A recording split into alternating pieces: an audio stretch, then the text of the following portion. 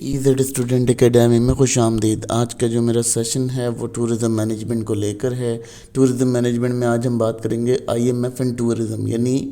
آئی M F کا tourism کے ساتھ کیا ریلیشن شپ ہے اس پہ بات کریں گے، کیونکہ ہم سسٹینیبلٹی پہ بات کر رہے ہیں اور ہماری سپرا نیشنل آرگنائزیشنز کے اوپر بات چل رہی ہے۔ تو یہ سپرا نیشنل آرگنائزیشنز ہوتی ہیں جن کے اوپر ہم ڈیبیٹ کریں گے۔ پہلی بات کر لیتے ہیں جی کہ یہاں پر اگر دیکھا جاتا ہے تو یہ بہت زیادہ قرضے دیتا ہے، بہت زیادہ آپ کو انفلوئنس کرتا ہے، بڑھاتا ہے گورنمنٹ کی بہت ساری پالیسیز کے اندر اپنا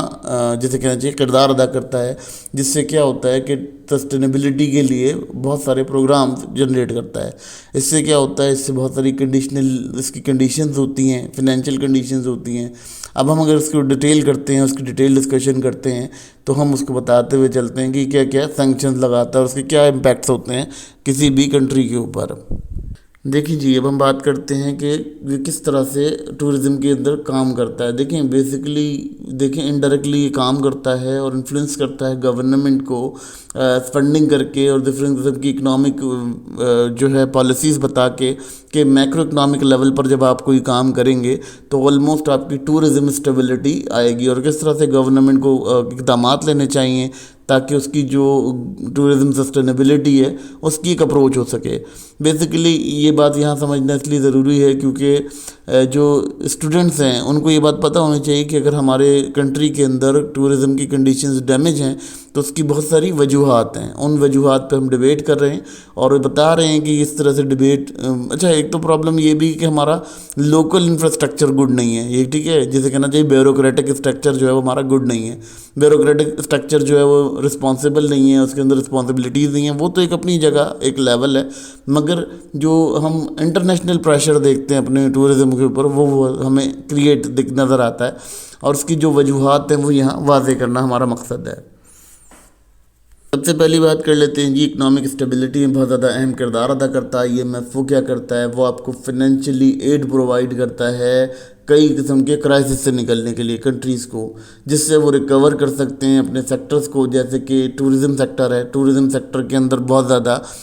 پوسٹ پینڈیمک اگر حالات دیکھتے ہیں، یعنی کووڈ سے پہلے کے جو حالات تھے ان میں ریکوری کے لیے جو پیکیجز الاؤنس کیے گئے وہ بھی بڑے امپورٹنٹ تھے، ٹھیک ہے۔ Recommendation to invest in tourism, وہ کیا کرتا ہے، وہ آپ کو انویسٹمنٹ دیتا ہے اور آپ کو اپروچ دیتا ہے کہ آپ کوشش کریں کہ اپنی جو اسٹیبلٹی ہے اس کو بنائیں۔ لیکن دیکھیں سیدھی سی بات ہے، جب کوئی شخص کچھ دیتا ہے نا تو اسے ریٹرن میں کچھ ڈیمانڈ ہوتی ہے، جو وہ ڈیمانڈ کرتا ہے اس ڈیمانڈ کی وجہ سے ہماری جو سسٹینیبلٹی ہے اس کے اوپر پرابلمز کریٹ ہوتے ہیں، اور بیسیکلی اس پرابلم کی وجہ سے ہم یہ دیکھ سکتے ہیں کہ ہم اس طرح سے اس لیول پر کام نہیں کر پاتے جس لیول پر ہمیں اچیو کرنا چاہیے ٹورزم کی انڈسٹری کے اندر۔ اب دیکھتے ہیں جی، یہاں یہ بات کر لیتے ہیں کہ اس کے کیا اہم کردار ہیں۔ پہلے تو بات کرتے ہیں جی پالیسی ایڈوائز، بہت زیادہ ایڈوائزز دیتا ہے وہ پالیسی کے لیے جب ٹورزم کے لیے بات کرتا ہے۔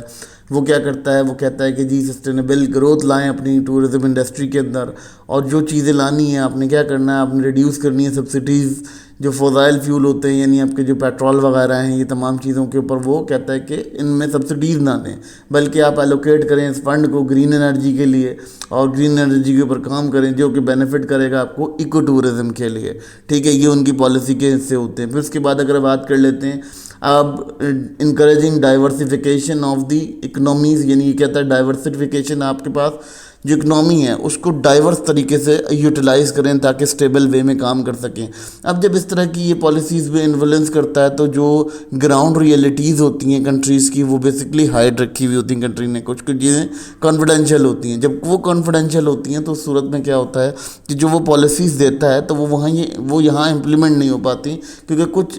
کچھ پوزیشنز، کچھ حالات ایسے ہوتے ہیں جس کو ہائڈ رکھا جاتا ہے، جو نہیں بتا سکتے یا واضح نہیں کر سکتے، تو جس کی وجہ سے وہ اپنی ایڈوائزز دیتا تو ہے لیکن وہ ایڈوائزز یہاں اپلائی نہیں ہو پاتی۔ اب اس کی جو سینکشنز ہوتی ہیں، یہ جس چیز سے یہ منع کرتا ہے، اس کی جو کنڈیشنز ہوتی ہیں، سب سے پہلی کنڈیشن یہ بتاتا ہے کہ آپ نے جو یوزفل اسپینڈنگ ہے وہ کرنی ہے، ویسٹفل اسپینڈنگ نہیں کرنی ہے۔ آپ نے کرنا کیا ہے کہ آپ نے کسی بھی قسم کے امپروومنٹ آف انوائرمنٹ کے اوپر کام نہیں کرنا ہے، ٹھیک ہے، وہ جو اس کی سینکشنز ہوتی ہیں۔ پھر وہ کیا ہوتا ہے کہ وہ فیلئر ہو جاتا ہے اس چیز میں کہ وہ ریفارم کہتا ہے کہ سسپینشن کر دوں گا فنڈ اگر آپ نے اس کو کسی بھی انوائرمنٹل ریفارم کے اوپر استعمال کیا. تو اس سے کیا ہوتا ہے, اس سے جو کنٹریز ہوتے ہیں وہ اپنی انوائرمنٹل کنڈیشنز کو بیٹر نہیں کر پاتے, اور وہ ایک وقت پہ جا کے دیکھا جاتا ہے کہ ان کے حالات جو ہیں وہ اس قابل نہیں ہوتے کہ وہ اس کو سروائیو کر سکیں. تو یہ جو سینکشنز ہوتے ہیں بڑی خطرناک ہوتے ہیں. ہم کنڈیشنز کی بات کریں گے. اس کی جو پہلی کنڈیشن ہوتی ہے وہ یہ ہوتی ہے کہ جب ہم کوئی فنڈ ریسیو کرتے ہیں تو وہ کہتا ہے کہ جی آپ نے اس کو promoting of economic and environmental sustainability پہ خرچ کرنا ہے, یعنی آپ نے اپنے جو انوائرمنٹ ہے اس کو بہت زیادہ خیال رکھنا ہے, جس کی وجہ سے کیا ہوتا ہے کہ انڈائریکٹلی وہ سپورٹ کر رہا ہوتا ہے ٹورزم کو. ٹھیک ہے, یہ تو اس کا ایک کنڈیشن ہے. یہاں وہ سپورٹیو وے میں اگر بات کرتے ہیں تو اس کی جو کنڈیشنز ہیں وہ اس طرح سے ہوتی ہیں. مگر کیا ہوتا ہے یہاں پر اگر ہم اسپینڈنگ دیکھ لیتے ہیں تو اسپینڈنگ جو ہے ابرپٹ ہوتی ہے, کسی اور چیز کی بھی نیڈ ہوتی ہے, تو جو ہمارے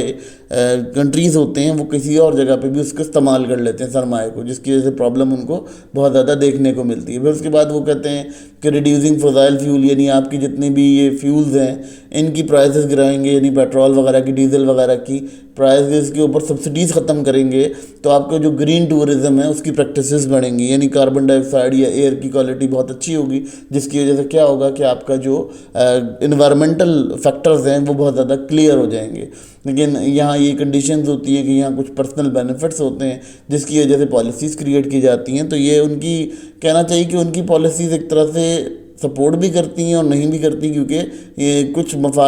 کچھ اپنا مفاد ہے, کچھ ان کی چیزیں ہیں, تو اس پہ بڑا پرابلم کریٹ ہوتا ہے. اگر ہم یہاں یہ بات کرتے ہیں, یہاں پر یہ کنڈیشن سمجھ لیتے ہیں کہ دیکھیں جی ٹورزم کے لیے سپورٹ تو بہت کرتا ہے, بہت زیادہ سپورٹیو ہوتا ہے ٹورزم کے اوپر, بہت زیادہ سپورٹ کرتا ہے. مگر پرابلم کیا آتی ہے, پرابلم وہاں آتی ہے کہ ہمارے جو